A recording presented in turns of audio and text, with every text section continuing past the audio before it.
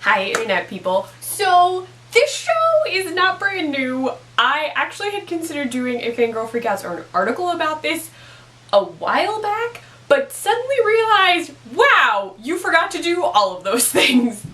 So this Fangirl Freakouts is about the bold type on Freeform. So if you haven't seen the bold type yet, you definitely need to start watching it, like right now.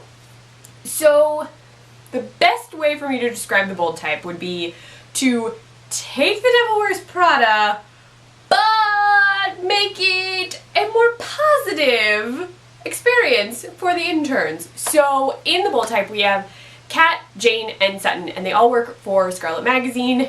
It's kind of like Cosmo. And they're all at different positions in the magazine, but their boss, the current head editor of the magazine, Jacqueline, is a super positive person who is very dedicated to watching them be successful and helping them grow within the company, which is so cool. So Kat is actually the social media manager, and she has a ton of really cool plot stuff going on. Then Jane is a writer for the magazine, and Sutton currently has held two positions, sort of. Sutton is on sort of a career journey, so while she's at the magazine, she's trying to go from assistant to a different position, and if you haven't watched it yet, I don't want to spoil it, even though we're on episode 5, pretty sure this was 5.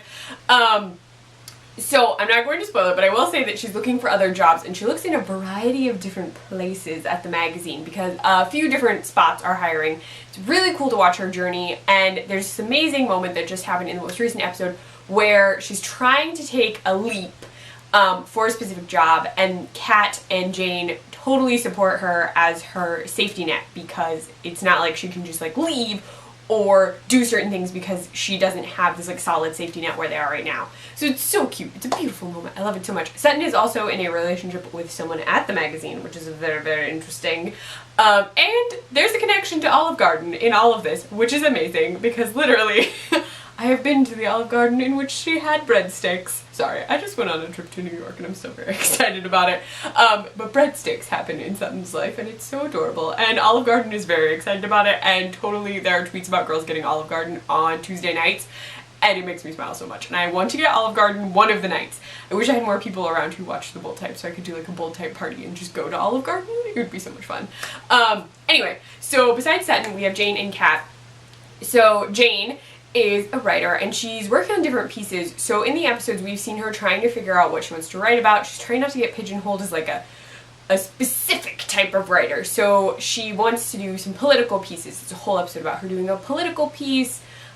She just did a character profile piece in this one. She wrote this really interesting piece about female orgasm, and there's a lot of stuff about female sexuality and embracing your power and stuff like that, which is really awesome to see in a series that's sort of pitched toward I'm gonna go with, it's totally a millennial audience, but I'm giving you an age bracket. I would say like mid-teens, up into, I would say 30s, even 40s, if not higher. I think a lot of people would enjoy this show, even those who are outside of probably what Freeform's mainstream viewer bracket is. So we get to see Jane doing a bunch of different stuff. My favorite episode for her so far, I don't know if I can actually pick one. I thought I could.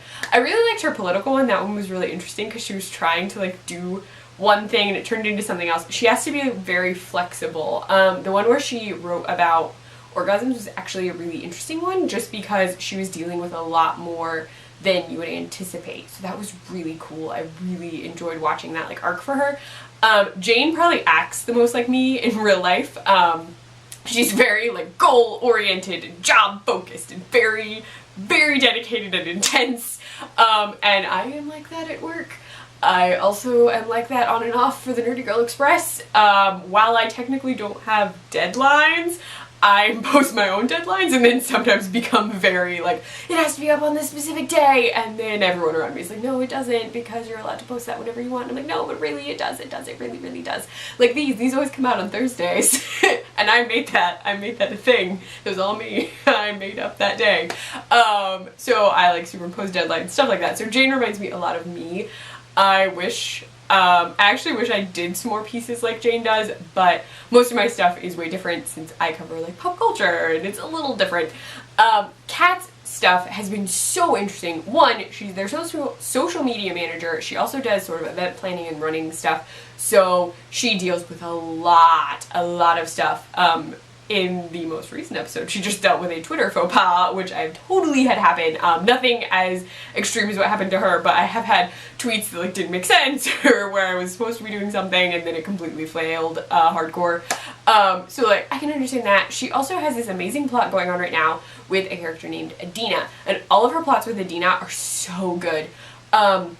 So Kat, totally starting, this is a little spoilery, I don't want to give too much away, but Kat, when she's initially introduced, is talking about how she's like straight, she's totally straight, she's like terrified of vaginas, like this whole thing. Actually, terrified of vaginas is the wrong way to say it. She's like, no, I don't, it's fine. Because it's totally wrong. There's a thing that happens with one. Anyway, it's very funny, it involves an egg. But Kat's like, no, she's like really interested in Adina, like as being friends and stuff like that, and then that relationship sort of expands and turns into Kadina, and then other things happen, and it's intense right now. There's a lot of feels occurring because Adina has a girlfriend named Coco, so it's not smooth sailing for Kadina, but it's so good, and Kat's just dealing with so much emotional stuff and growth and relationship issues that she's had because she's never actually been in a relationship, so she's not really prepared for a relationship. I can also relate to that because I'm super bad at relationships and I'm actually petrified of being in them, and I've been in some and I'm terrible at them, and they never last longer than 6 months because I am awful at them. But the whole show just focuses on all of their like sort of not growing pains, but the way they're evolving with the magazine, what's going on in their social lives, stuff like that, which is so awesome to see because everything for the most part has been very positive.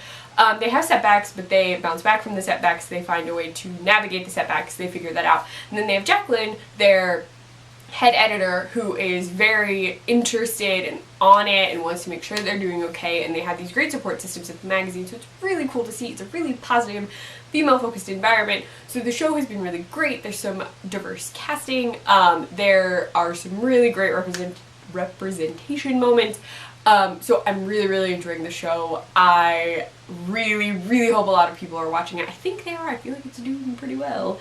But it's definitely a must-watch show. You should check it out. I think there are only 10 episodes total, so it's like halfway through, so you can jump on that. It is on the Freeform app, and you can watch it for free. I believe my sister was watching it on the Freeform app. She said that it worked just fine. So you can definitely check it out there. I'm sure it's available on other streaming platforms like iTunes or Amazon and stuff like that. But you should definitely check it out. It is so good. They were also doing a sweepstakes, but I think the sweepstakes ended tonight. I'm not 100% sure. I know it ended in August. That's how on top of that sweepstakes I was. I entered once. But anyway, definitely check out The Bold Type. It is so good. If you were already watching The Bold Type and you just watched this video because I said I was talking about The Bold Type, let me know what some of your favorite parts are below. Let me know about your Kadina feels because I'm totally like right now because Kadina. Anyway, that is all of that. You can find me on Twitter. I am at ClefNotes.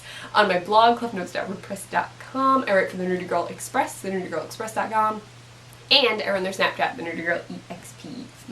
Bye!